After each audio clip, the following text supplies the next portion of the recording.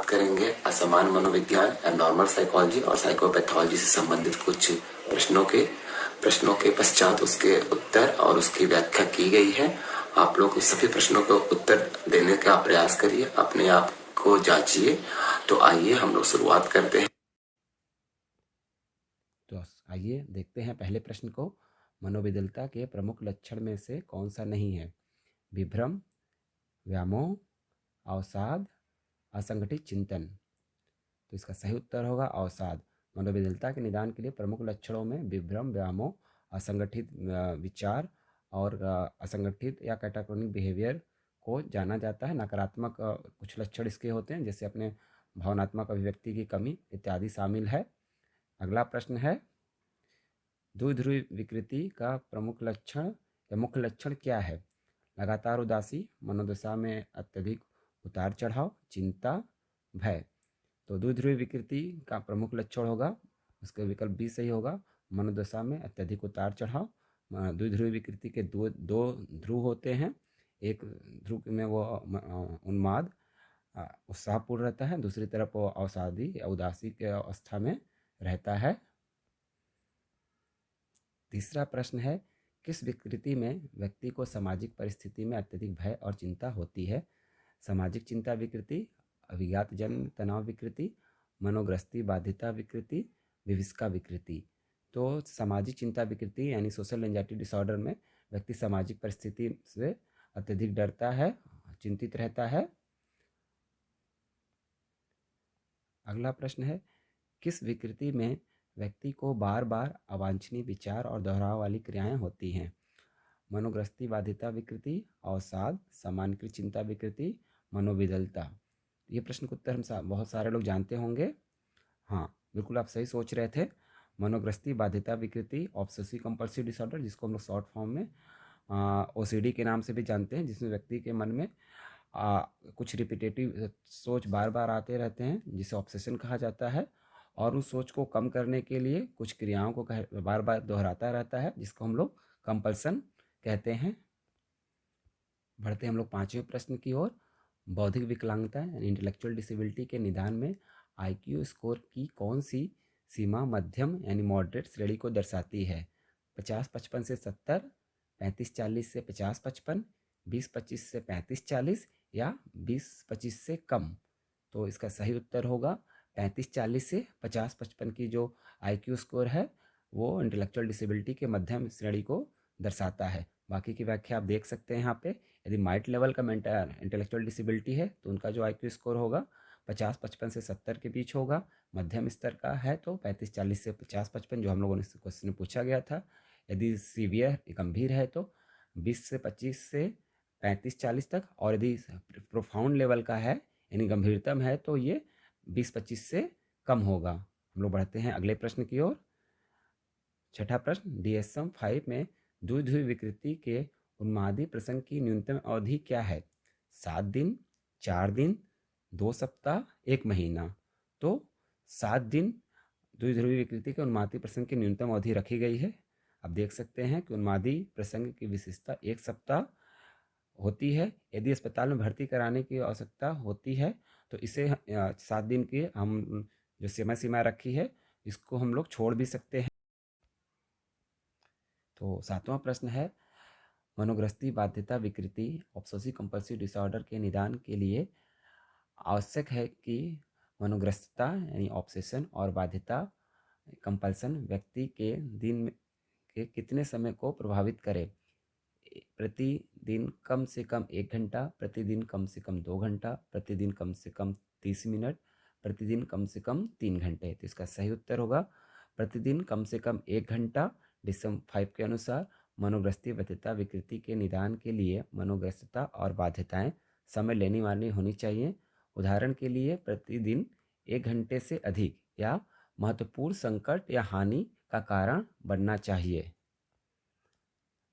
आठवां प्रश्न है, उत्तर आघाती तनाव विकृति के निदान के लिए लक्षणों की न्यूनतम अवधि क्या होनी चाहिए? 1 सप्ताह, 2 सप्ताह, 1 महीना, 3 महीना। इसका सही उत्तर होगा 1 महीना। DSM-5 ने इसको भी एक्सप्लेन किया है कि PTSD के निदान के लिए लक्षणों की अवधि कम से कम 1 महीने होना चाहिए। यदि लक्षण 3 दिन से 1 महीने के बीच रहते हैं तो इसे एक्यूट स्ट्रेस डिसऑर्डर के रूप में वर्गीकृत किया जाता है। 9वां प्रश्न है, DSM-5 के अनुसार निम्नलिखित में से कौन सा व्यक्तित्व विकृति क्लस्टर ए में शामिल है?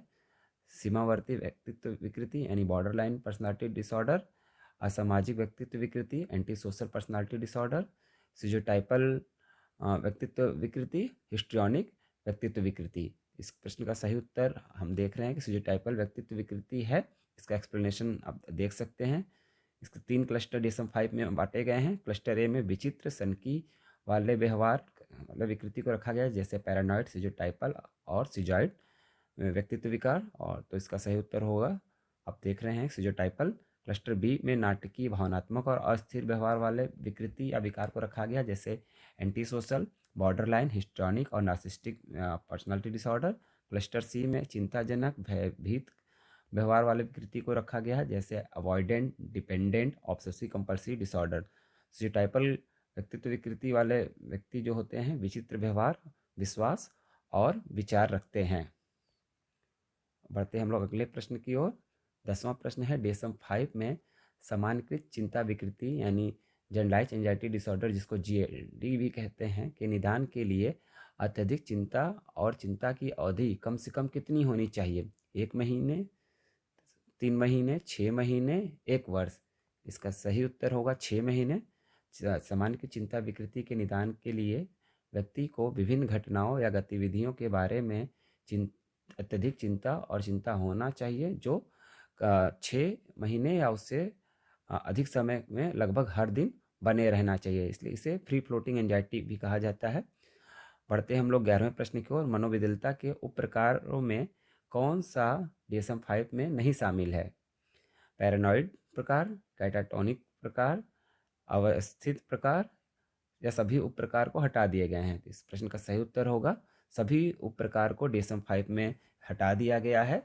उसके जगह पे एक ही को रखा गया है, schizophrenia and other psychotic disorder.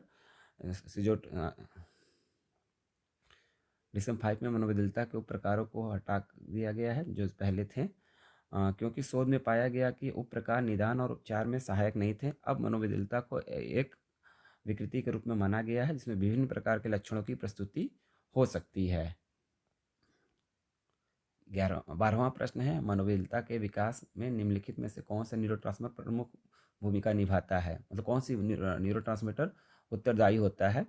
Serotonin, dopamine, norepinephrine, glutamate. तो हम सभी जानते हैं कि डोपामिन की अधिकता की वजह से सिजोफ्रेनिया जैसी स्थिति उत्पन्न होती है। और डोपामिन परिकल्पना के अनुसार मस्तिष्क में डोपामिन की अधिकता डोपामिन रिसेप्टर की संवेदनशीलता में वृद्धि मनोविदिलता के लक्षणों से संबंधित हो सकती हैं। बढ़ते हम लोग अगले प्रश्न की ओर। डायस्थेमिया को अब यानी DSM-5 में किस नाम से जाना जाता है? Persistent depressive disorder, cyclothymic disorder, major depressive disorder या बाइपोलर 2 डिसऑर्डर। तो इसे परसिस्टेंट डिप्रेसिव डिसऑर्डर के रूप में DSM-5 में जाना जा रहा है, जो कि पहले डायस्थेमिया के नाम से जाना जाता था। बढ़ते हम लोग अगले प्रश्न की ओर। सीखने में असमर्थता यानी लर्निंग डिसेबिलिटी का DSM-5 में प्रमुख वर्गीकरण है neuro developmental disorder, mood disorder, psychotic disorder या स्ट्रेस डिसऑर्डर। न्यूरो विकासात्मक विकृति, मनोदशा विकृति, मनोविकृति, तनाव विकृति। तो सही इसका जो उत्तर है विकल्प ए है। न्यूरो विकासात्मक विकृति में लर्निंग डिसेबिलिटी को रखा गया है। इसके अंतर्गत डिस्लेक्सिया, डिस्ग्राफिया, डिस्कैलकुलिया सारे आते हैं।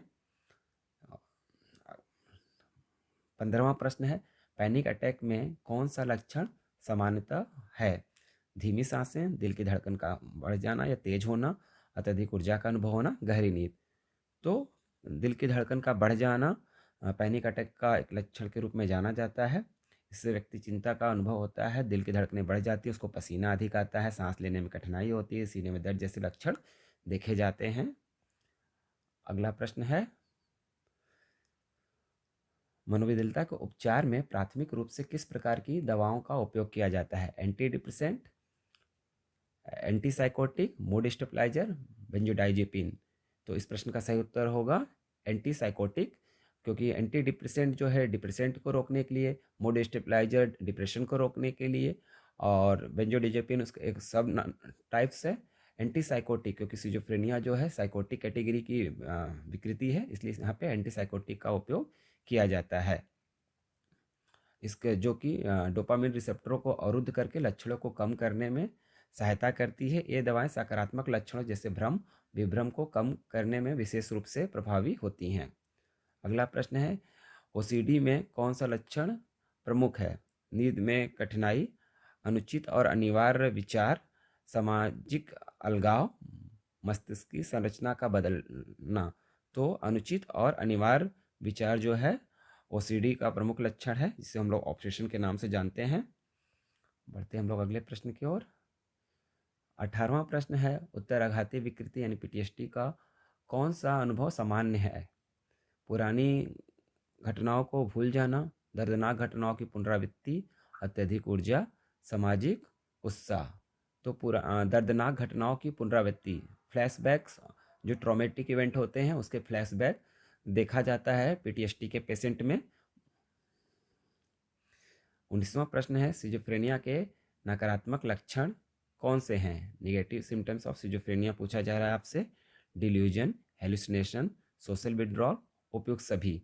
तो हम लोगों ने पहले देखा हुआ है कुछ पॉजिटिव सिम्टम्स को, तो यहाँ पे जो हमारा सोशल विड्रॉल है वो निगेटिव सिम्टम्स होंगे। मनोविदलता के नकारात्मक लक्षणों में सामाजिक संबंध, सूझबूझ संबंध, भावनात्मक अभिव्यक्ति की कमी, ब्लंटेड एंड फ्लैट अफेक्ट और प्रेरणा के अभाव को जाना जाता है इसके नकारात्मक लक्षणों के रूप में। तो 20वां प्रश्न है, मनोविच्छेदी पहचान विकृति, डिसोसिएटिव आइडेंटिटी डिसऑर्डर, इसको शॉर्ट फॉर्म में डीआईडी के रूप में हम सभी जानते हैं, कि मुख्य लक्षण कौन से हैं? 2 या 2 से अधिक व्यक्तित्व का अस्तित्व, शारीरिक दर्द, भय और चिंता, सामाजिक समस्याएं। तो इसका जो सही उत्तर होगा, 2 या 2 से अधिक व्यक्तित्व के अस्तित्व देखा जाता है डिसोसिएटिव आइडेंटिटी डिसऑर्डर में, जो अलग अलग समय पर उसके व्यवहार को नियंत्रित करते हैं। इसे मल्टीपल पर्सनालिटी डिसऑर्डर भी कहा जाता है। 21वां प्रश्न है, कौन सी विकृति अत्यधिक भोजन करने और वजन बढ़ने के डर से संबंधित है? Anorexia nervosa, bulimia nervosa, binge eating disorder, obsessive compulsive disorder. तो जो एनोरेक्सिया नर्वोसा है उसमें व्यक्ति अत्यधिक भोजन करने और वजन बढ़ने के डर से खाना पीना छोड़ देता है, बहुत कम ग्रहण करता है, और यह एक भोजिता विकृति यानी ईटिंग डिसऑर्डर है, जिसमें उसका वजन जो होता है अस्वाभाविक रूप से कम होने लगता है। अगला प्रश्न है, DSM-5 में मानसिक विकृतियों की कुल कितनी श्रेणियां बताई गई हैं या दी गई हैं? 15, 20, 22, 25। इस प्रश्न का सही उत्तर होगा 22 कैटेगरीज हैं DSM-5 में, जिसमें से 20 बहुत इंपॉर्टेंट हैं, जिसको यदि मुख्य रूप से पूछा जाए तो आपको 20 बताना है, प्रमुख पूछा जाए तो 20 और कुल पूछा जाए तो 22 आप बताएंगे। 23वां प्रश्न है, DSM-5 के अनुसार ऑटिज्म स्पेक्ट्रम डिसऑर्डर में कौन से विकृति और विकार को शामिल किए गए हैं? Asperger syndrome, childhood disintegrative disorder, pervasive developmental disorder, उपरोक्त सभी। तो ऑटिज्म स्पेक्ट्रम डिसऑर्डर में उपयुक्त सभी को सम्मिलित किया गया है, चाहे वो एक्सपर्जर सिंड्रोम हो, चाइल्डहुड डिसइंटीग्रेटिव डिसऑर्डर हो या परवेसिव डेवलपमेंटल डिसऑर्डर हो। 24वां प्रश्न है, सिगमंड फ्राइड के अनुसार चिंता विकार किससे संबंधित है? चेतन मन, कॉन्शियस माइंड, अनकॉन्शियस, कन्फ्लिक्ट, अचेतन संघर्ष, जैविक कारक, सामाजिक परिस्थितियाँ। तो अचेतन संघर्ष चिंता विकृति के से संबंधित होता है। सिगमंड फ्राइड के अनुसार चिंता अचेतन मन के संघर्षों का परिणाम है, जो कि ईड ईगो और सुपर ईगो के बीच होता है। 25वां प्रश्न है, सीमावर्ती व्यक्तित्व विकार यानी बॉर्डर लाइन पर्सनालिटी डिसऑर्डर की मुख्य विशेषता क्या है? सामाजिक संबंधों से बचना, आत्मसम्मान की उच्च भावना, संबंधों में अस्थिरता और आत्म छवि में अस्थिरता, नियमों का पालन करने में अत्यधिक कठोरता। विकल्प सी इसका सही होगा, संबंधों में अस्थिरता और आत्म छवि में अस्थिरता। इसकी व्याख्या आप देख सकते हैं, सीमावर्ती व्यक्तित्व विकृति की मुख्य विशेषताओं संबंधों, आत्म छवि और भावनाओं में अस्थिरता होती है। व्यक्ति में परित्याग का भय, आत्म नुकसान करने वाला व्यवहार और भावनात्मक अस्थिरता देखा जाता है। 26वां प्रश्न है, उत्साही प्रतिक्रिया मैनिक रिएक्शन की जिस अवस्था में रोगी में सबसे अधिक उत्साह, बेचैनी, व्यामोह और विभ्रम आदि देखने को मिलता है उसे क्या कहा जाता है?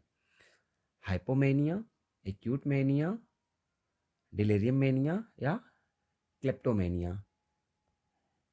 इसका सही उत्तर आप देने की कोशिश करिएगा। 27वां प्रश्न है, कुछ व्यक्ति प्रायः यह सोच सोचकर घबराते रहते हैं कि उन्हें कोई भयंकर बीमारी हो गई है या निकट भविष्य में होने वाली है। इस तरह की मानसिक विकृति को क्या कहा जाता है? आप रोग भ्रम मनस्ताप, स्नायु दुर्बल स्नायु विकृति, विषादी स्नायु विकृति, चिंता स्नायु विकृति। इस प्रश्न का भी उत्तर आप देने की कोशिश करिए। 28वां प्रश्न है, ताला ठीक ढंग से लगा रहने के बावजूद लौट लौट कर आकर उसे बार बार झकझोर कर देखना जैसे व्यवहार किससे संबंधित है? दुश्चिंता स्नायु विकृति, मनोग्रस्ती बाध्यता स्नायु विकृति, रूपांतरण हिस्टीरिया से, उपयुक्त सभी से। इस प्रश्न का भी उत्तर आप देने की कोशिश करिए। 29वां प्रश्न है, असमान व्यवहार के 4D में किसे सम्मिलित नहीं किया गया है? डिविएशन यानी विचलन, तकलीफ, डिस्ट्रेस, खतरा यानी डेंजर और विघटन डिसइंटीग्रेशन। कोशिश करिए आप इस प्रश्न का उत्तर देने में कितने सफल होते हैं। और 30वां प्रश्न है, मनोविदलता का सबसे प्रमुख लक्षण है? वास्तविकता से अलगाव, विघटित चिंतन, तटस्थता, सामान्य उदासीनता। 3-5 प्रश्नों को आप का उत्तर आप चाहें तो कमेंट बॉक्स में दे सकते हैं। आप बताइएगा आपके कितने प्रश्न सही हुए। इन 5 प्रश्नों के उत्तर इस प्रकार रहे। मिलते हैं हम लोग अगले वीडियो में।